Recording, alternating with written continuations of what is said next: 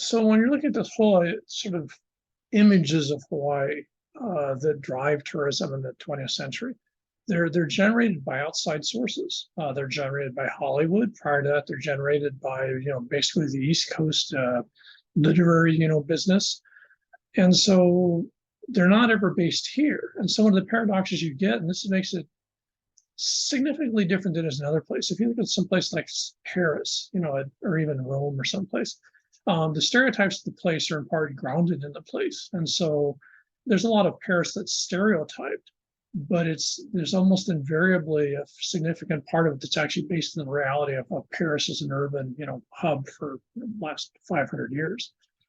In the case of Hawaii, that's not the case. What you have is the stereotypes were generated prior to travel here in large part by significant folks. And so the stereotypes were already there. And so when people came here, they wanted those stereotypes fulfilled, and they had the power and the motivation and the means to make it happen. So when you look at Waikiki, Waikiki is basically a construct of the United States / European tourism industry. It just is based physically here in Hawaii.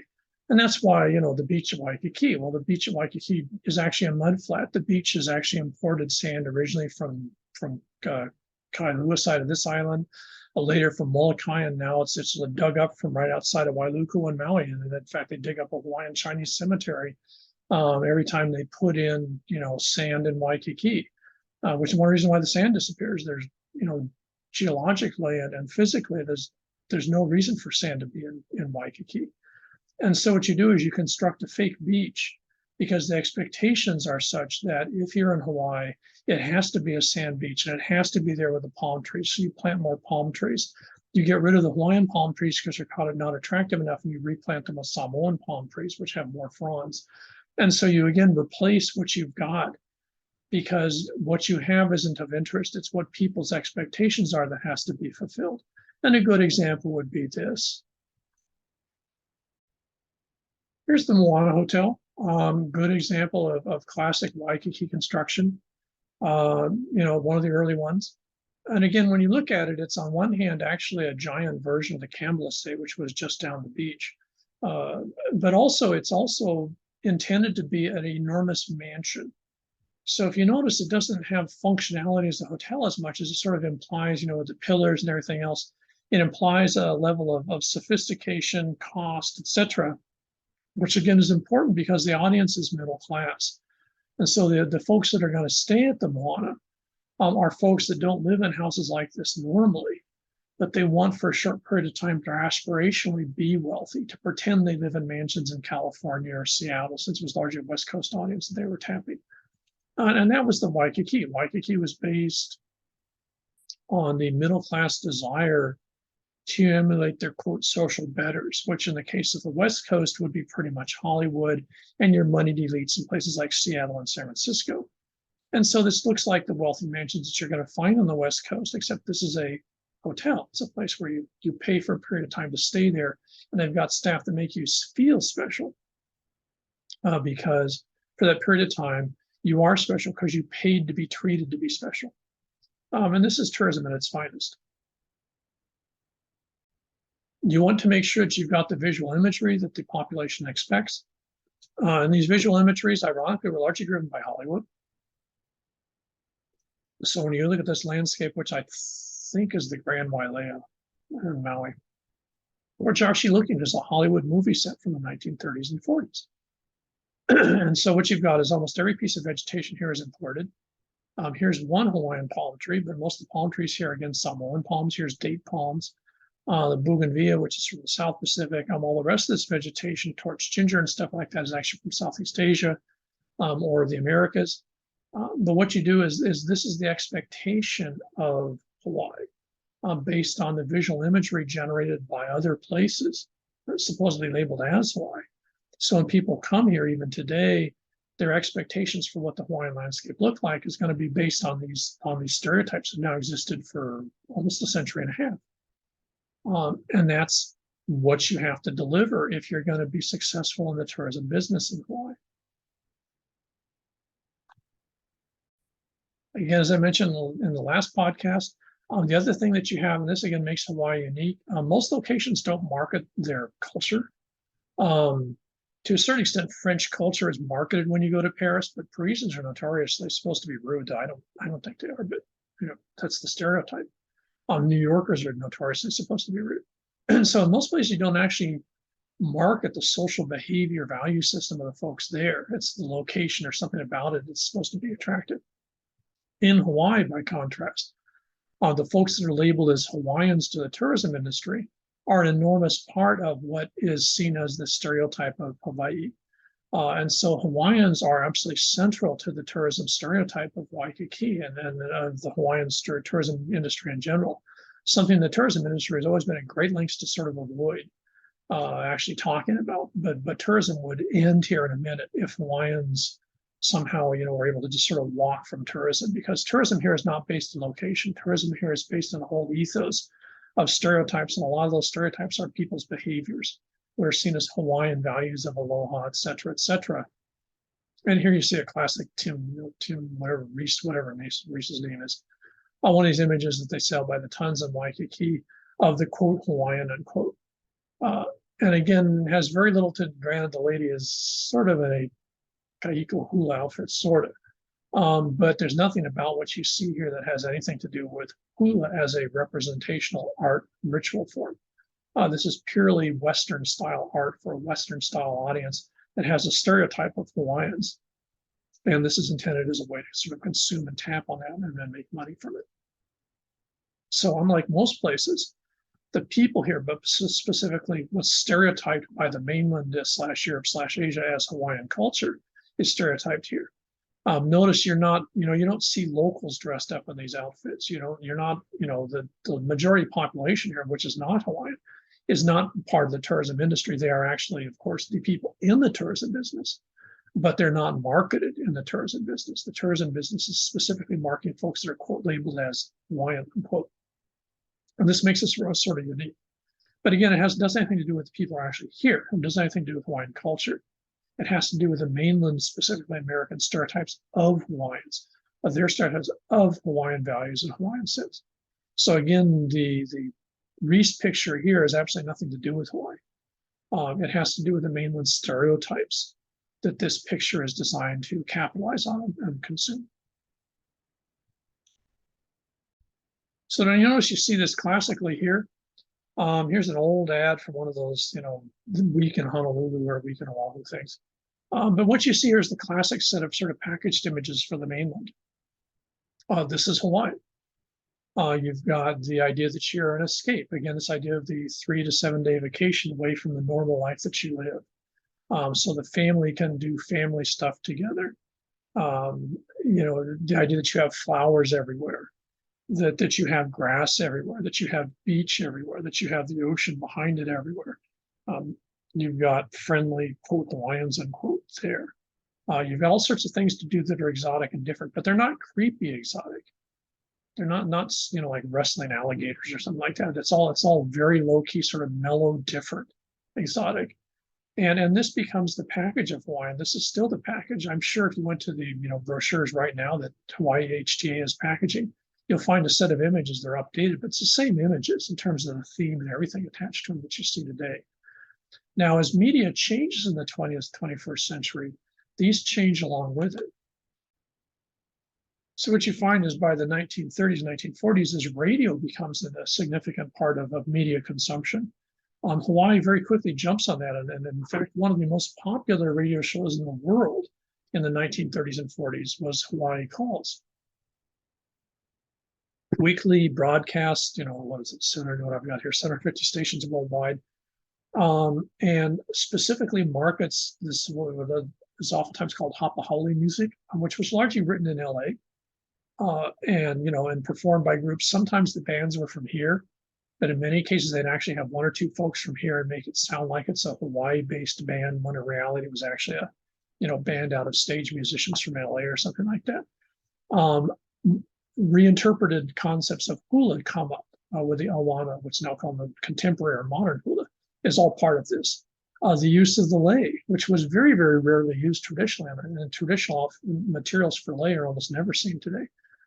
So all this type of stuff that we think of as now as sort of like Hawaiian is again generated largely by the West Coast, largely by media based originally in LA. Later Seattle and San Francisco as it moves to more, radio broadcast also. But then, of course, you justify it by having it based here in Hawaii, specifically Waikiki. By the 1950s, they get the state, the territory, and then later the state to actually subsidize all this. If you go back and you do a Google search for the Kodak hula show that your parents or grandparents might remember, down in Waikiki, was intentionally designed to, sponsored originally by Kodak for selling film to tourists. And again, it was something that was televised frequently, and they would have, groups there. And a lot of the even kumu hulas that you saw in the 1780s that started up originally got their start in performance of the things like the Kodak hula show in this type of music. Don Ho is probably one of the most famous of these. Kimo Kahalana is another one. So, almost everyone who was somebody was originally tied to this. Duke Kahanamoku back in the 30s was, of course, a huge part of this whole sort of popularization of this ethos. And so what you get is by the 1980s, 1990s, the stereotypes of Hawaii are basically fixed. They're done. There's not much you're going to do to modify them. No one wants to mess with them because they work. And what happens then is there's just changes in the format that tourism takes. With jumbo jets, with jets arriving in the 60s, but especially by the 70s, what you get is now Hawaii becomes consumable to a much larger percentage of the American audience, to a lesser extent also European, but largely American, Canadian. And so what you get is bulk tourism, and that's when you see folks like Kaiser building the Hilton Hawaiian Village. You get all the development of Waikiki hotels. You get all the shows that they used to have. All this type of stuff was, most famously here would be Robert's buses, but also Hilo Hattie's. You get these, bulk destinations and bulk masses of tourists coming in, consuming Waikiki for a short period of time, maybe flying over to the Big Island, which is why Hilo has the other international airport, because then you land in Hilo, take the bus up to the volcano, see a volcano eruption, come down, get back on the bus, and largely come back to Waikiki. And so in that concept, what you get is Waikiki specifically is basically built off of soundstage models from Waikiki, of Hollywood. And that makes for a very strange situation if, for example, you're involved in interior design in the resort industry here, because you have a set of very strange constraints as to what is a legitimate Hawaiian, built environment in terms of what the expectations are, because the tourists don't really have very clear concepts of what it is, but they know what it isn't. And so as this starts to change, by the 1980s, bulk tourism has started to shift. People have basically become jaded on the Waikiki, Robert's bus model. The shows all closed down. And what happens is we move to enclave tourism, which would be Kaanapali, Wailea Makena, Waikoloa, Princeville, Pueblo, and the list goes on and on.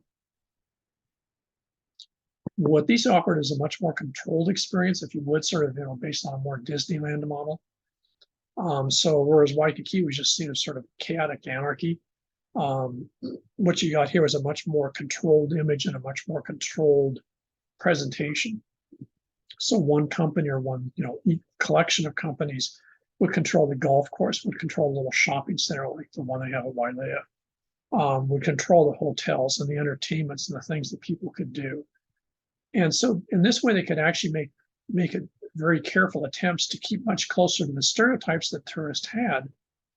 And also, as those stereotypes start to morph and change a little bit, you just change what you offer, to basically adapt yourself to these changing expectations.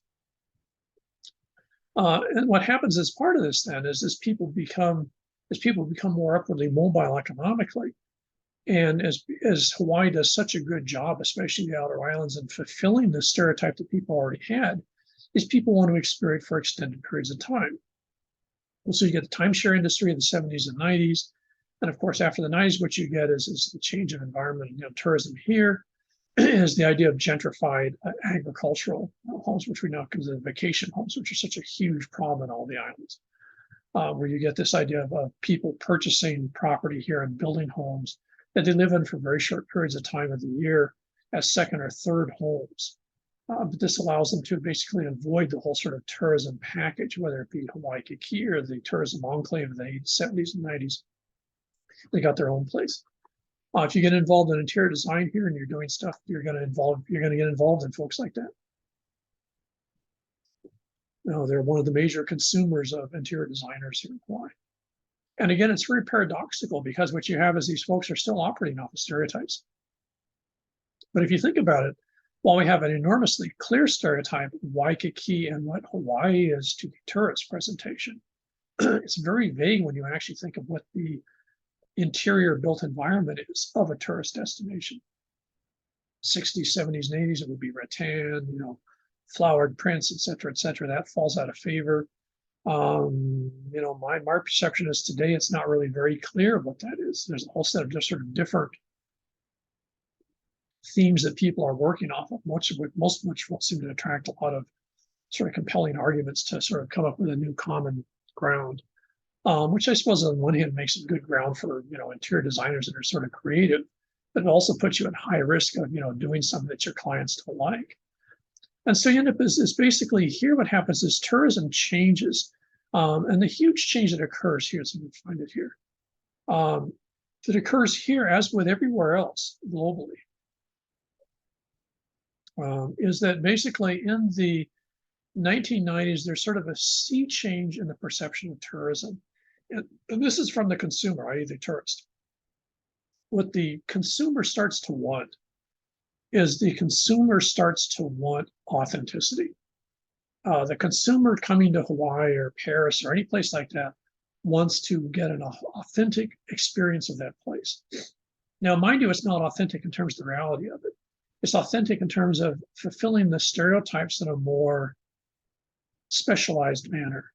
So the stereotypes haven't changed. It's just you get this weird sort of concept of authenticity of stereotypes, which you think about as a contradiction from the get-go. And this makes the whole sort of complex of tourism that you see in the 21st century incredibly bizarre, because when you look at Airbnb and stuff like this, again, this idea of authenticity, that if you're living in a neighborhood with local folks, it's a more authentic Hawaii experience than it would be if you're off, somewhere. And a whole set of impacts, which aren't really part of this class, and dealing, with just the complex groups that you now have. If someone pays, $6 million for a condo at whatever that condo is at Ala Moana Center, they're technically a resident. They dropped in millions of dollars, which is God knows more than I've got, into a place, and so they're investors. They're residents here, but they're not local per se, and they don't live there. They might only live there. Usually, I think most of the folks at that particular development live there for about 3 months a year. They have at least 2 other residences somewhere else in the world, usually in the mainland U.S. Their Korean, Chinese, Japanese counterparts are exactly the same. They're part-time residents. And yet their perception of Hawaii is they're not tourists. Their perception is they've actually bought property here. They actually live here. And so their perception of what they're going to want in their residence, what their expectations are for landscaping and such like that, are going to be pretty radically different from someone who basically is, just renting a place at the Iilani for 3 nights. And so when you're looking at tourism here, tourism drives an enormous part of what you would call the interior design industry here in Hawaii. Either directly because you're actually working for clients who are part of that whole sort of process, or it's folks that are part of the local population, but in many ways the local population also buys into the tourism images. For the vast majority of the population here, Waikiki's a beach. For the vast majority of the population, they might not like Waikiki, but they see tourism and aspects of tourism to be central to their identity. The relationship that folks have with Hawaiian culture versus the other cultures here is in part with the fact that, of course, Hawaiians are your indigenous population, but it also does with the fact that basically Hawaiian stereotypes, pay the road for the tourism industry, not Japanese or Chinese or Filipino stereotypes. And so to a certain extent, there's this very strange situation where much of Hawaii, and especially Waikiki, especially Oahu, is built on tourism stereotypes, but the tourism stereotypes aren't consumed just by tourists. They're now part and parcel of who we are. They've actually become part and parcel of our identity. And that's not unique. You see this in most locations, especially places that are famous for sort of physicality and resorts, say ski places like Aspen or places like Paris. And so what you find is tourism has impacts way outside of just the number of people that arrive every day and what they consume. It defines our landscaping, it defines how we function, it defines what you can purchase in a furniture store, it defines even the type of foods you can have. And so tourism is absolutely central to who we are. And tourism symbolism is pervasive completely across the spectrum of folks here in Hawaii and the experience of life here in Hawaii.